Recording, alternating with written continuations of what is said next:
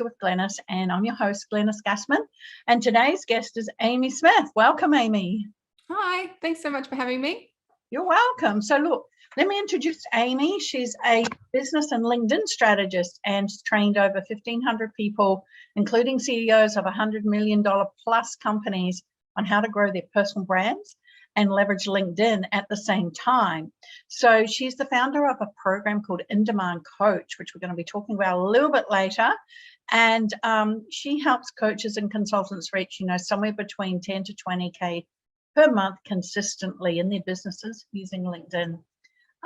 She's worked with brands like Executive Coaching and Leadership, Open Colleges, the CEO Institute, Salesforce, and has been featured in the CEO Global magazine. Wow, there's a lot of accolades for you there, Amy. Thank you. Thank you. Yeah. So look, Amy's coming to us from the Sydney region in Australia. And so firstly, thank you for being on the show. It's great that you're here.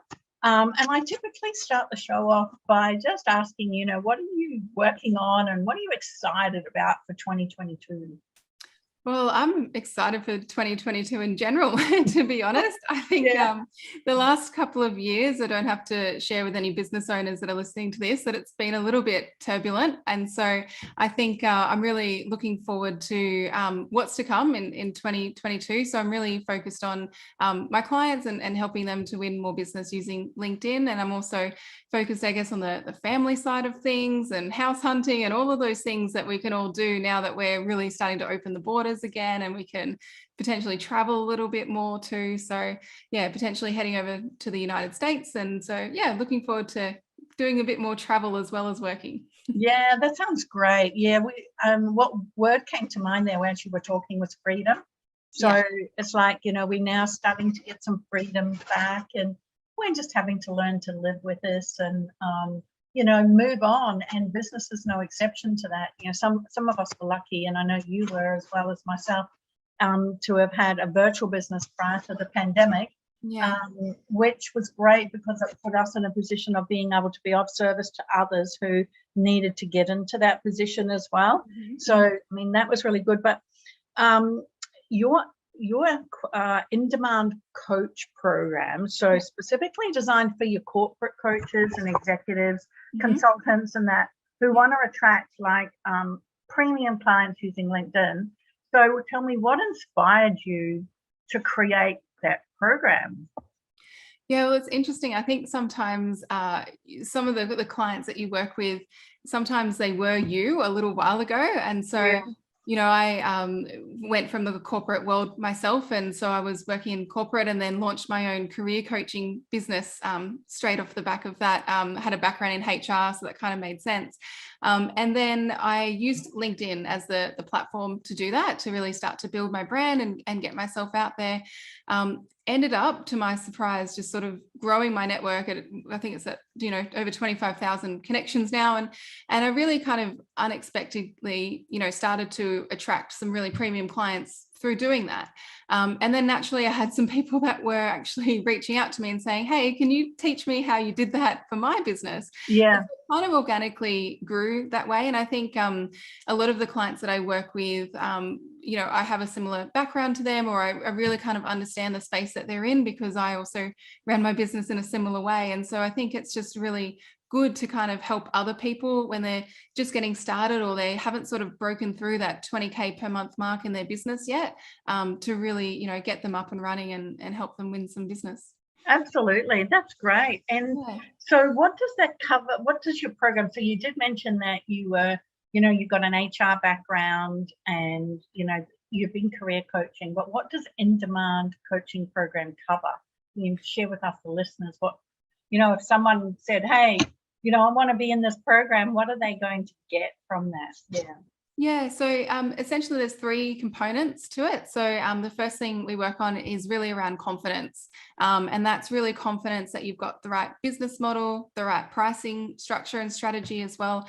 And also that you're attracting the right kind of clients for you, because as you know, there's clients you could potentially work with, but they might not necessarily be the ones that you're either attracting right now, or the ones that you really want to work with. So that's sort of the first thing. Then we look at your LinkedIn marketing system. So we're able to bring in a system that's going to help you to attract the kinds of clients you want using LinkedIn. And then the last thing we focus on is really having those authentic sales conversations, so that when you do have people reaching out to you on LinkedIn, you can say, hey, let's work together, but you don't sound like that pushy or sleazy kind of car salesman, and it just feels really authentic for you. So they're the kind of main aspects to the program, and we do it online, so everything's remote. We've got people from Kenya, people from Singapore, people from Florida, from New Zealand, like all over the place. So it's just a really big community of people in there. That's great. And do you find that you're developing their personal brand at the same time, and that comes as a default? Yeah, absolutely. It's really intentional. Yeah, it's really intentional, actually, the way we do it. Because I think for a lot of people that I speak to, Glenys, a lot of them say, well, I don't have a personal brand. Like, there's nothing really that special about me, or they don't really understand it because we're coming from our own lens. And so sometimes we can't actually see the things that make us really unique, or we can't really see the things that is going to just give you that little bit of an edge in your business that you might be missing. And so it's definitely part of it where we, do create that intentionally by design, so that you're attracting those premium clients and essentially just repelling the people that are going to waste your time, because you don't want that in business either. No, we don't want those time wasters and the tire kickers and stuff like that. That's really great. And like when you say you're using LinkedIn as the platform to do this, and like, I know that you don't want to share all your IP and everything like that, but have you got any little hacks for people who are using LinkedIn right now, around attracting leads? Yeah. Well, I think the biggest thing, and one of the mistakes that I see a lot of people making, particularly when they first reach out to me, is they still kind of identify with LinkedIn as a job seeking platform. And so I was in HR for a lot of years. I used it as an executive recruiter for over 10 years. And, LinkedIn has completely changed, as you're aware, in terms of the opportunity that there is for marketing and to get clients in your business. So one of the big mistakes I see a lot of people making is they actually treat LinkedIn just like their resume. And they just kind of transfer what they have on their resume onto LinkedIn, and they make it all about themselves, essentially. And it really seems quite counterintuitive. But the biggest thing and the biggest shift that can happen if you're looking to attract clients is you want to actually shift and make your profile more about your ideal clients than it is about you. So that naturally they can see themselves in your profile, they can identify with you, they get that you understand them, and then naturally become the solution. So it's less sort of, pushy sales tactics and marketing, and it's more of that attraction marketing that help people reach out to you. Yeah, absolutely. And, I don't know about you, but like, I look at LinkedIn profiles and they're so long, and I'm not really into the long profile. Like, if I can't, and it's a little bit like business, because, I specialize in strategic marketing. So, really having that headline of the problem that your particular prospect has, and then having a subheadline that is a solution to that problem that the prospect has, it captures them. They basically go, oh, I have that problem and I want that solution, right? And so when I look at LinkedIn profiles and they just go on and on and on about all who you are, I go, it bores me. It just bores me. So it really reiterates what you're saying. But in terms of length of the profile, like, how much is enough to sort of let people know who you're looking for, who you are, because you've got to sort of, there's this credibility type thing going on, as well as who you're looking for. Yeah, absolutely. So within the program I take you through the framework that helps get that balance right, so that it's not all about you, and it's really about your clients, and it weaves in your credibility in there, but it's not so in your face. I think sometimes you can have those like, look at me profiles that everyone sort of dismisses.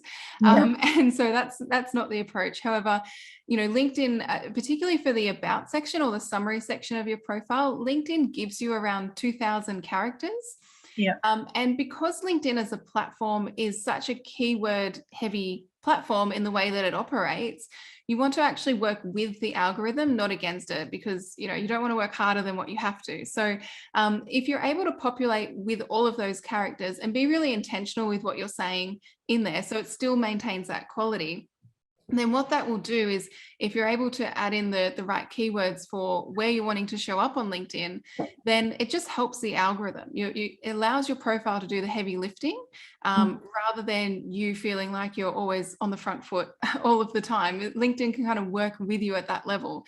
So I think if you've got access to the characters from an algorithm point of view, you want to use them to your advantage. So that's in your about section, about 2000. Yeah, exactly. Yeah. And the other thing that I find really, I suppose, weird. Yeah. Is weird. I think is a really good word for it. Is just the pictures, people's profile pictures. Like, most of them don't look the same. Like, when it's a little bit like, I don't know how many years ago, 8 years ago, when I was on dating profiles, you know, and you know, you pull up someone's profile in the picture, and then when you actually meet with them in person, they're not the same. So automatically for me, that's like I'm only into authenticity. Like, that's one of my highest values. So if you can't be authentic on your profile with the right picture, you know, who are you in business? Yeah, I remember years ago, it's funny you bring that up, because years ago I was working for an executive coaching and business advisory company. I was interviewing ex-CEOs that then wanted to become mentors of these groups. And so I had someone that had turned up to an interview, and, you know, he's been a CEO, had quite a lot of experience. And I could just tell from his photo when he turned up, he had a photo from the 1980s on his LinkedIn profile, and then he turned up and looked very different to his profile. And I was, you know, I just didn't really have the heart to tell him, you know, I wasn't sure how do I sort of approach that, explain this or approach this. Yeah, it's it's really difficult, isn't it, to say, oh, who are you? Yeah, no, that's all fine. That's great. So in-demand coaching program, and it's for corporates and executives. You know, I work with small business owners, and I mentor 17 coaches around the world, and a particular platform that I use on business coaching, which, you know, gives a whole back end for business coaches, so that they don't have to reinvent the wheel. They don't have to create their digital assets. We've got some stuff there for them, and, you know, we've got a great sales process like it, but it's more about an online system where we show the business owner where the money is. So with strategies, and then we give them a report and say, look, go away, think about it. If it's something you want to do in your business and you like me and you think you could work with us, then, you know, let's work together and then bring this in your business, right? And because of the Great Resignation, I'm not sure if you're thinking, you know, what your thoughts are on all of this, but one of the things that we're doing at the moment is we're looking for corporates who actually are looking at setting up and jump starting their own business. And this is an opportunity, rather than going into another employment situation, where they can utilize all their skills in that, and actually start this whole process for themselves. So, you know, what would you say to somebody who is in the career, because I'm pretty sure that you're there as well, helping them create their profile, their branding, and getting themselves credible on this platform. So what would you say to somebody in the corporate world right now that is contemplating into 2021, moving into 2022? They're looking for something different. They've got great skills, great business acumen, and they want to put that to a new purpose for themselves in life. What would they need to do to start that process in your eyes? From a corporate point of view. Yeah, absolutely. I think, it's a great thing to raise, because I think that one of the biggest things is actually just to start before you feel ready. And I know that for a lot of people, that I work with, there's a lady that springs to mind. She was a corporate executive, ran change management programs, and was very much involved in the change management side of things, and hit a point in her career. She was even still consulting at the time, so she had made that transition to sort of step out of full-time work, was contracting, but still was just run off her feet, didn't have any sort of time to herself, was working on weekends, was just, you know, had this massive team to manage, and she just had been fed up.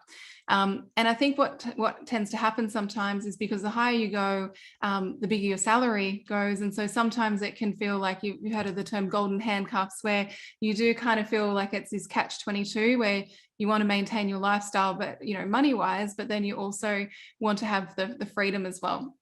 And so, you know, one of the things with her was actually just starting before she felt ready with the business, so that she could make that transition a little bit easier on herself. So it didn't have to be, you know, all or nothing. She could actually take the steps and implement things behind the scenes to then transition out. And I remember first working with her, and she said she had the goal of 2 years' time that she wanted to replace her corporate executive salary, but be in her own business. And we did that within 7 months. Yeah. So, you know, That's awesome. Yeah. it can happen a lot faster than what you realize. It's just about taking that first step and then figuring things out along the way, because I think sometimes we can absolutely just think of all the things that there are to do, and if you're looking for an excuse not to do it or why it won't work, you'll often find one. So absolutely. I always find that when you've got it in your head, I'm going to write that down, what you said, start before you're ready. I think you should use that in any of your branding, by the way, if you don't. yeah, absolutely. But I think that if we still got everything all rattled around in our head, it magnifies and it gets bigger and bigger and bigger. So, you know, if we can get it down on paper and just, you know, write out, okay, a bit of a logical plan on how we can move it forward. A lot of it takes a very small amount of time. I remember when I was younger, I did the same thing probably, you know, only 10 years ago. I'm still young. And I got everything out. I was doing this project. I got it out on paper, and I literally, when I looked at it, I like in my head, it was magnified. And when I looked at it, I'm going to get this done in about 2 weeks. You know what I mean? Yeah. So, and sometimes we don't even know the steps. We have to be in it sometimes, I think, for the steps to reveal themselves and to evolve. So sometimes, often in business, you'll take a couple of steps forward, and then you really don't know what step 5 or 6 is. And so there's kind of that feeling of you have to be comfortable to play in the unknown a little bit. And I think coming from the corporate space, we're very much programmed to have all the answers and feel like we've got it all figured out, and, you know, and not make a mistake, and all of these and organized and really stuff like that. And so you do feel, particularly in the beginning, you do feel like you're playing really outside of your comfort zone, because you are flipping that on its head. But once you move through that, it's only a little patch. And then once you can move through that, you just put one foot in front of the other, and things just start to snowball from there. Yeah. And a lot of that comes down to trust in yourself, doesn't it? Like when these, you know, newbie coaches come out, you know, it doesn't matter what niche they come into, you know, whether it is they're going in to help with career coaching or consulting in a certain way, or maybe a specific part of business, you know, risk management, that sort of thing. You know, when they start off, because, you know, there's so much failure out there around small business, right? My why is reducing business failure rate worldwide. And I know I can't do it by myself. So I have a team of coaches to help me do it, right? But this whole stigma around failing, it's like you don't fail, you just have learning platforms. And you have to, I call it dancing in the chaos. What did you say, something about the unknown? Being comfortable to play in the unknown and playing in the unknown. I just say dance in the chaos, because if you trust in yourself and what your ability is, and ultimately you know that you can get people to the success that you've actually said that you could get them to, then it's just a matter of how long is that going to take, depending on whether those people are going to take the actions or not, really, doesn't it come down to? Yeah, absolutely. I think that's why the mindset is so important in the beginning. It's usually, you know, some people might, you know, intuitively know what they need to do, but for whatever reason, they're just digging their heels in, going, oh, I don't know about this. So it is kind of, like you said, just backing yourself and having the courage that at least you'll know either way. You know, there's nothing worse than thinking like, I should have done this, or what if I tried this? And I think even just the last couple of years that we've had has really taught us all to expect the unexpected in life. And so some of the things that you've got to do, just do it now. Otherwise, you don't want to be, the opportunity might be gone, you know? Yeah, I I have a saying, you don't want to be, you know, have on your tombstone, had potential. I mean, how many people had that written on their report cards when they were little? Yeah. And has potential, but then for some unknown reason, something stops them. And that's why they need a coach to actually help them get to wherever they need to get to, obviously. Yeah, absolutely. And I mean, it's easy for us to say that we are coaches, but I'm also a big proponent of having a coach. You know, I haven't done this alone either. You know, I've had different coaches that have supported me at different stages of the journey too. And then every time I hit a new barrier or a new level in business, you know, I find someone that's been there, done that before, and can show me the fastest way.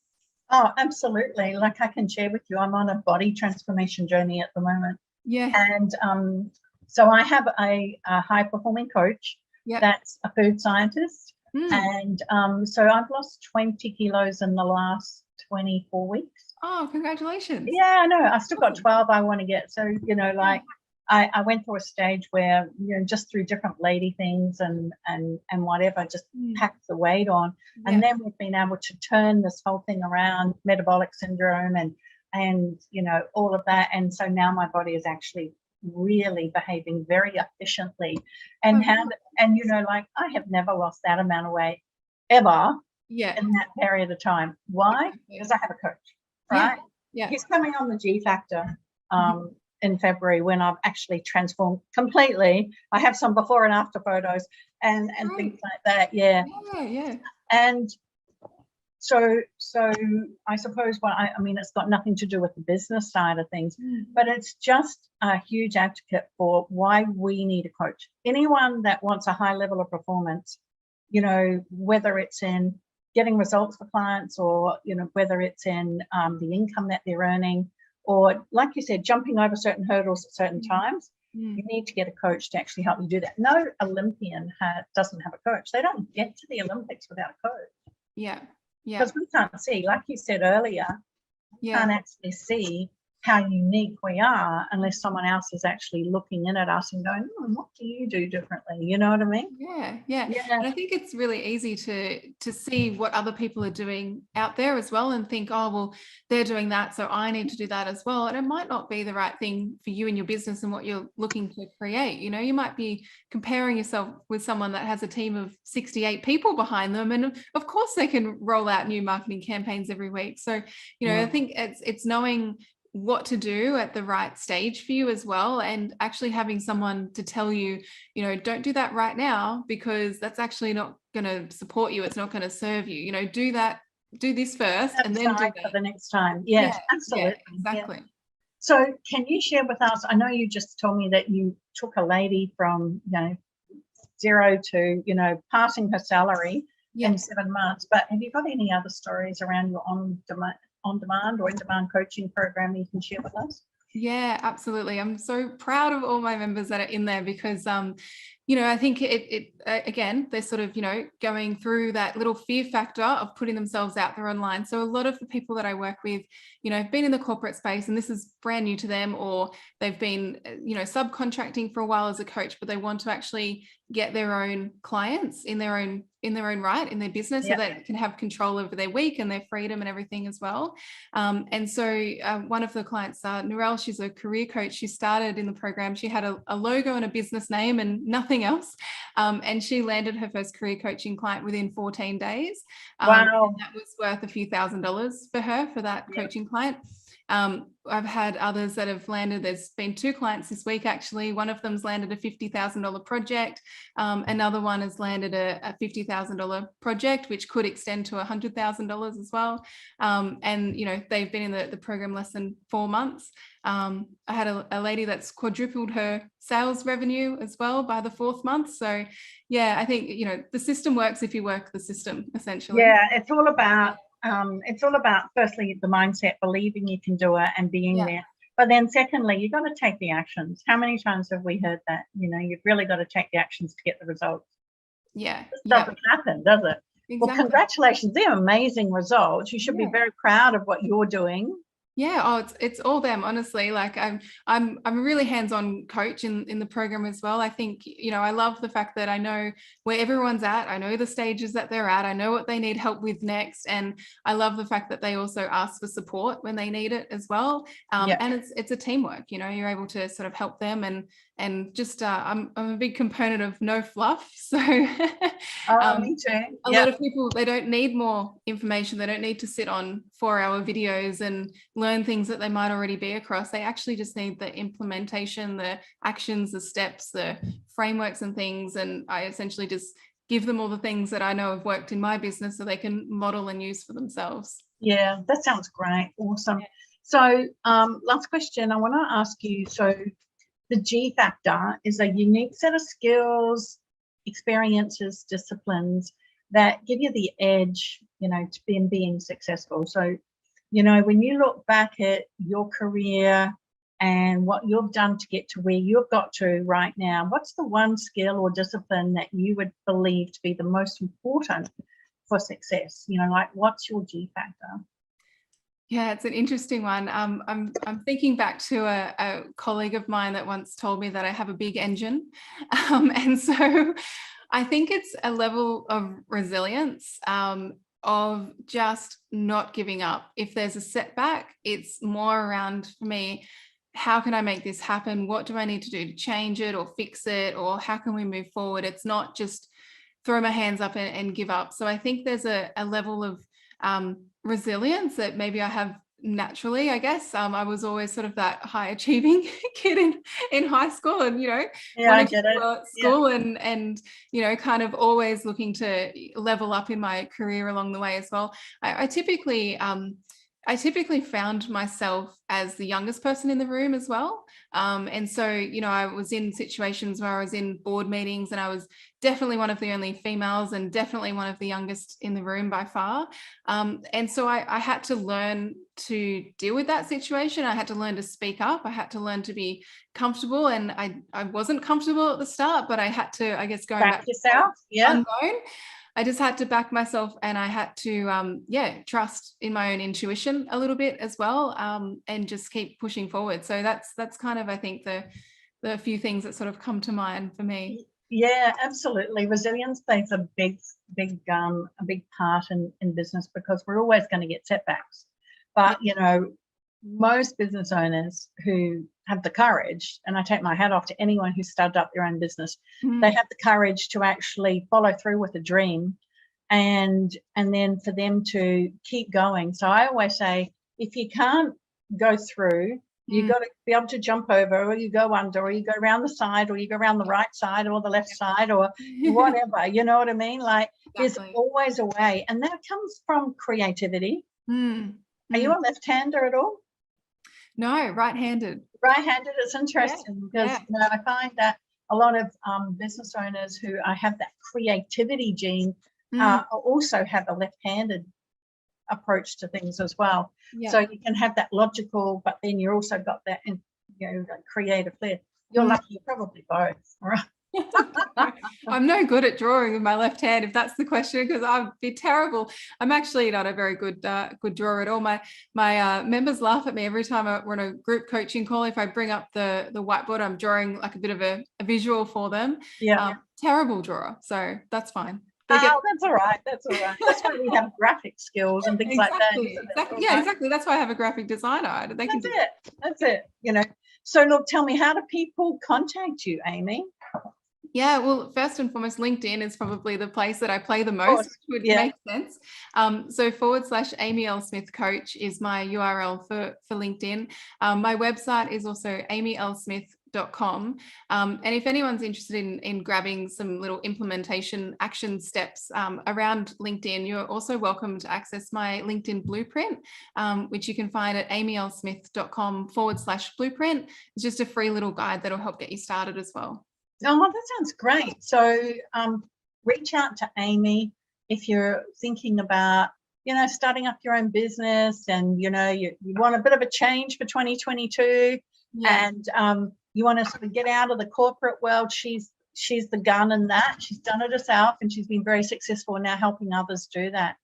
So Amy, thank you so much for your time and your knowledge and your expertise and sharing with us, you know, some of those little LinkedIn hacks. Yeah. I might download that myself as well and have a look. Yeah, go for it. You're welcome. Thank you so much Awesome. for having me, Glenys. It's been a pleasure. You're welcome.